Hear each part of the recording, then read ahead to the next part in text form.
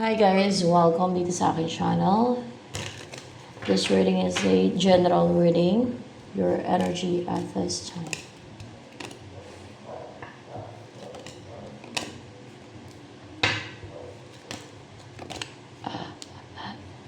Hindi makapanugod, hindi masense sa'yo, hindi makapang-atake yung mga scheme, deceit, as in reverse yung sinundan ng the moon dito, scheme and deceit nila. Ano to scheme? Scheme yung the moon dyan. Yes, it's scheme. It's their attack, their scheme.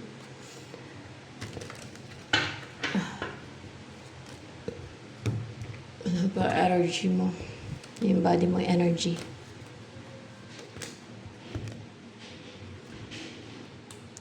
Death and rebirth.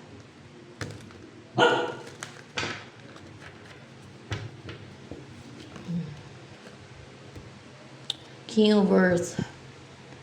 You are passionate and hardworking. So work mo.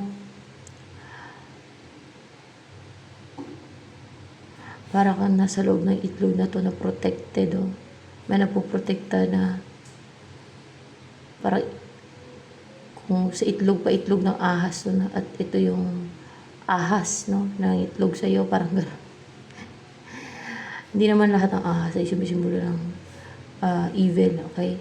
Huwag nyo lang isipin na evil, kundi para bang dumaan ka sa transformation na marirebirth kayo. Ano yan, na-rebirth ka na?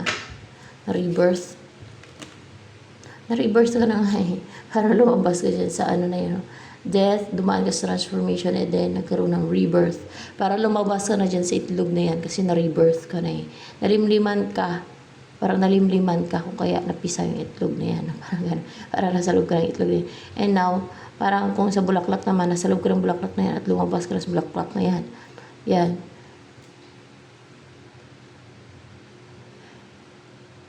You're sensual, intelligent, parang King of Pentacles into a good provider. No pa. One more. You are connected sa nature or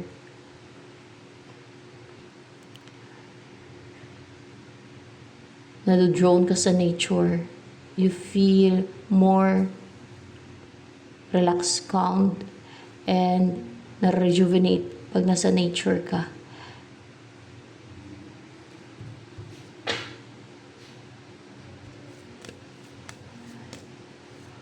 Ano pa awa sa'yo ngayon?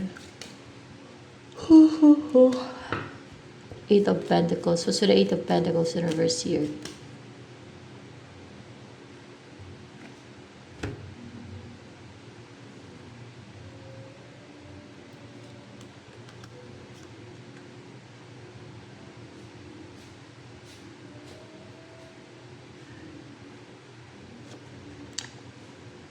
Merong magsasucceed. Matutuloy na kumbaga hindi ka mawala ng lakas ng loob, ng tapang, ng determination and push. Hindi ka mawala ng fire, kasi meron din dito, and passion and desire na magpatuloy sa pangarap mo sa buhay, sa goal mo sa buhay, o kung meron kang plano mag-abroad, o mag-travel, o kung ano man yung mga goal mo sa buhay na may pupuntahan ka, o lilipat ka, doon ka na mag-settle sa ibang lugar, gano'n. Matutuloy yun kasi may hindi na nagtuloy-tuloy, may natigil, na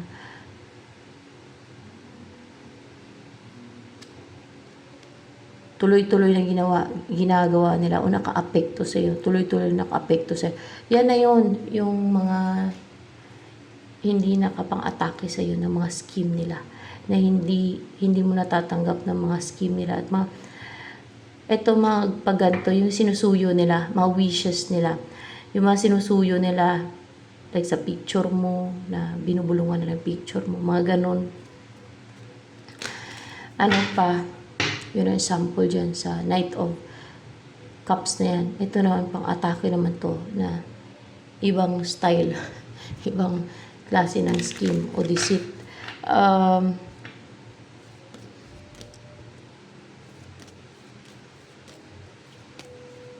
Ano pa?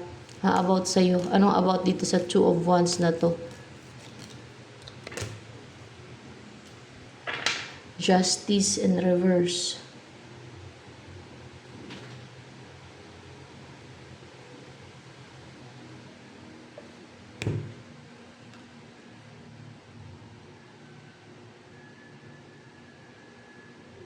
Hindi na magkakaroon ng balance or yung balance ka, yung balance na manatili lang, na balance na yung buhay mo, para mag-risk ka na mag-travel ka, na magkaroon ng movement, change, transition sa buhay mo, na hindi ka manatili na balance, manatili na kung ano, kung saan ka komportable, kung saan ka feeling balance and relaxed. So ano pa ang about sa'yo? The Tower.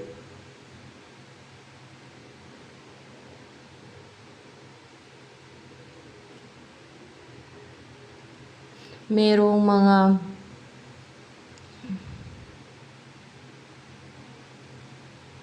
gustong man-destroy sa'yo. Also the Tower here.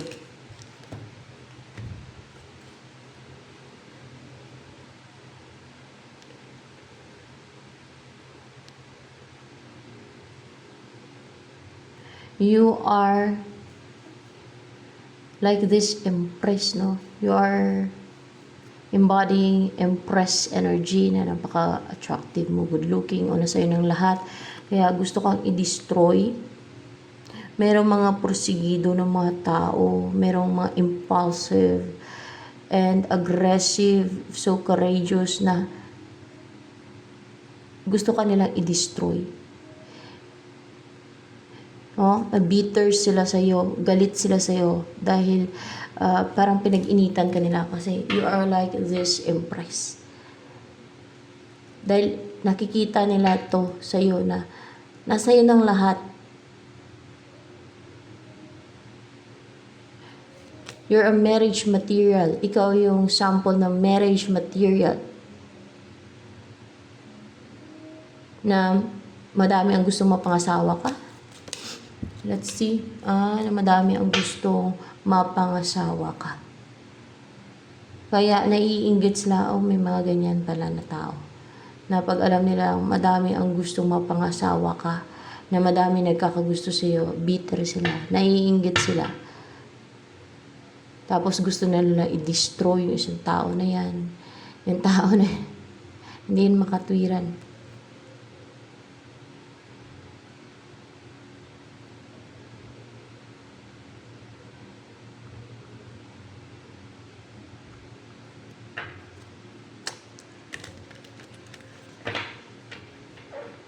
Yung mga bitter. Galit sa'yo, courageous na i-destroy ka daw nila. Dahil naiinggit, na-insecure. Well, madami ang ganyan eh. Naobserbahan ko yung mga ganyan na klase ng tao.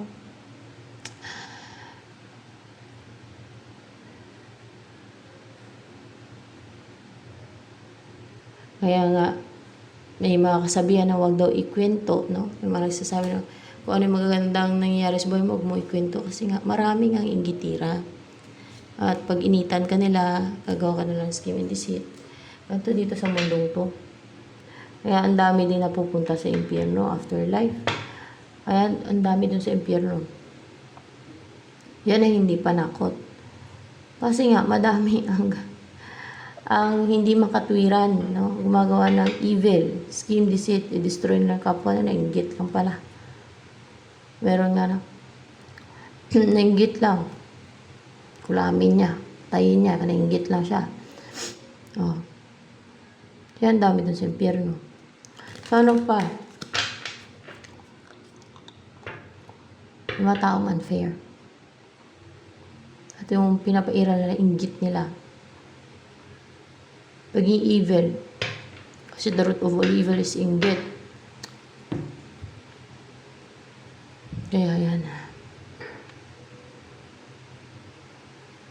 Madaming ayaw niyan. Ng ganyang, yung sinasabi ko na yan, kasi tinatamaan sila. Madami kasi ang ganyan.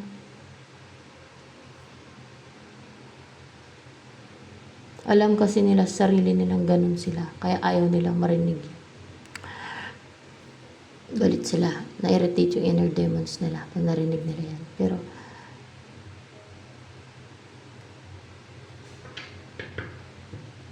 lang totoo. Malakat ang totoo. Ang katotohanan.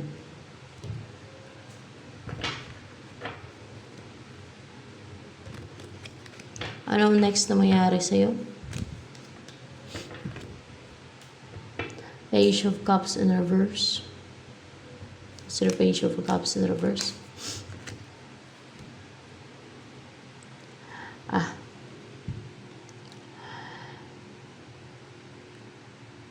May manghinayang or may maging emotional dito ng maging sensitive yung feelings niya kasi manghinayang sa'yo.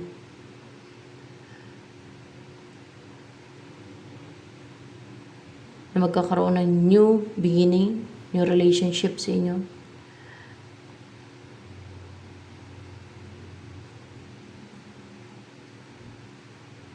Trato kanyang rayna ng buhay niya kung babae ka.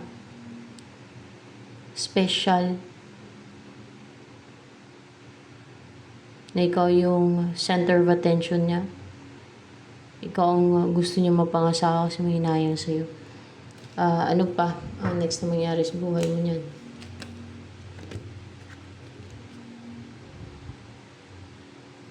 High Priestess.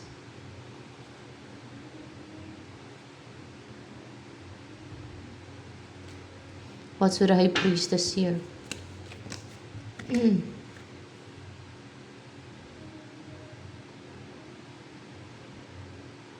May mga spiritual, gumagawa ng spiritual na naghahangad ng justisya. Gusto nila ng justice. Gusto ko nilang pastakin. Ayan. Ng mga hindi makatwiran. Hindi sa side ng God to. Mga ano to, mga hindi makatwiran to, kaya in reverse to. Para ito yung mga hindi makatwiran. Yung mainggit ay maghangad ng hustisya. Ano to maghangad ng hustisya kasi nainggit siya. Oh, di ba? Hindi nga makatwiran, sabi mo. Gusto nga makamit yung hustisya kasi naiinggit, no? Dahil hindi daw patas, dahil ikaw daw ay maswerte, madami nagkakagusto sa'yo. Makatwiran daw yung rason nila. Hindi makatwiran yon.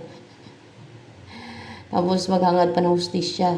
Dahil nainggit, dahil nasa iyo na daw lahat, dahil attractive ka, dahil madami ang gustong mapangasawa ka, dahil kung maswerte ka sa buhay, no? O kung ano pa yung kinanggitan sa'yo. Kita niya. Gaano ka unfair yung iba, kung gaano ka hindi makatwira ng iba. See? Ano pa ang about sa'yo?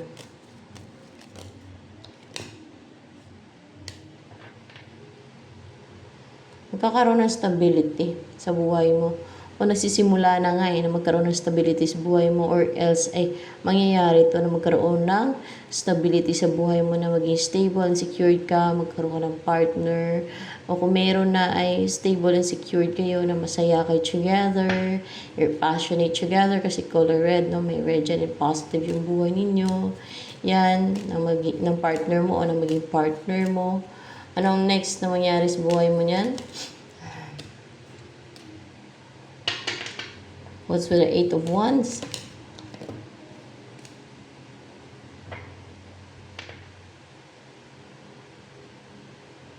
magiging active ka na, magiging positive, passionate, wala nang magpapahold back sa'yo na gawin ang gusto mo o i-pursue ang gusto mo kasi wala nang control. Hindi ka na makontrol. Hindi ka na mamanipula ng like witches, manipulative na mga tao, trickster, mga ganon. Kasi magician is like witch yan eh. And manipulative or trickster na klase ng tao. Maging courageous ka na and brave na i-pursue yung mga bagay o person, anything na interesado ka. Hindi ka na ma-stuck pa. Hindi ka na mapigilan sa kung ano yung mga gusto mong gawin sa buhay mo.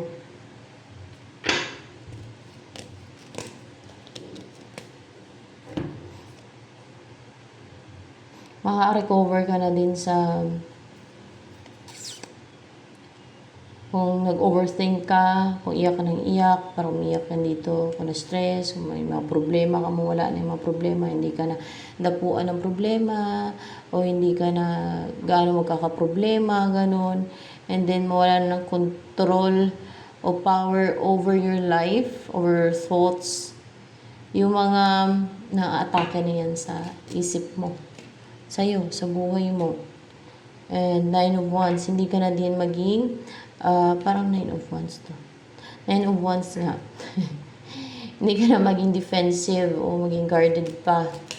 O kung may mga harang, umaharang, no? Ano ba yun? Upright ba to?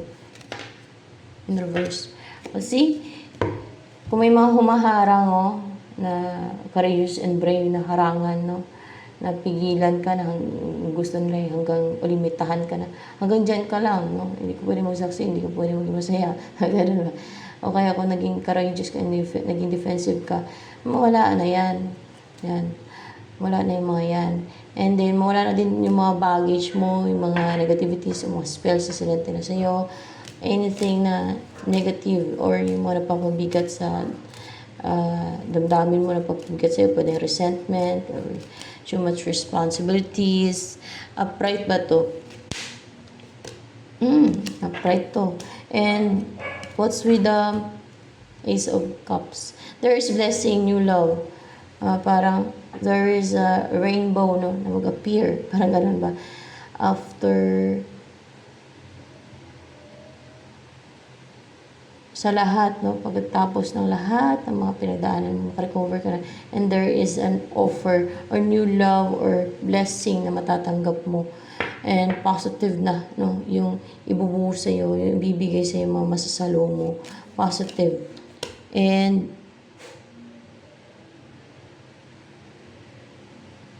upright to in reverse. May mga marireject ka na ng mga siguro mga offer ng immature, mga ganon. Ano pa to? Ano to? Upright ba yung 10 of coins? Upright ba yung 10 of coins? Ayan. Upright. Ma-reject mo na yung mga emotional toxicities ng iba, mga negativities, o kung ano man yung ma-reject mo na sinesense ng iba, na wishes nila, no? Na ganito ganyan ang gawin mo, mangyari sa buhay mo, na gusto na kontrolin yung buhay mo. Di ba may mga ganyang tao? Marami ang ganyan kasi ng tao na gusto nila, kunwari, kahit na magustuhan ka lang nila, no? Gusto nila kontrolin yung buhay mo, lalo na kung alam nila ayaw mo sa kanila. Gusto na nilang kontrolin yung buhay mo, gagawin ka nila na pwede nilang ipakulam ka. May ganyan ha. May ganun ako na kasabayan noon sa mga gagamot. Nagpagamot ako na pinakulam siya ng lalaki kasi ayaw niya sa lalaki. Gusto siya ng lalaki pero ayaw niya sa lalaki. Pinakulam siya ng lalaki. Okay. Ba't ganun? Hindi kailangan ipilit yung sarili. May mga ganung tao. Hindi na nila pakialaman yung buhay mo. magiging prosperous, masaya ka with your person or with your future partner, o may karelasyon ka ngayon, o may partner ka na, o wala pa, darating at darating yung the one na mamuhay kayo ng prosperous, kompleto at masagana. So, ayan, ito na lamang for collective reading, guys.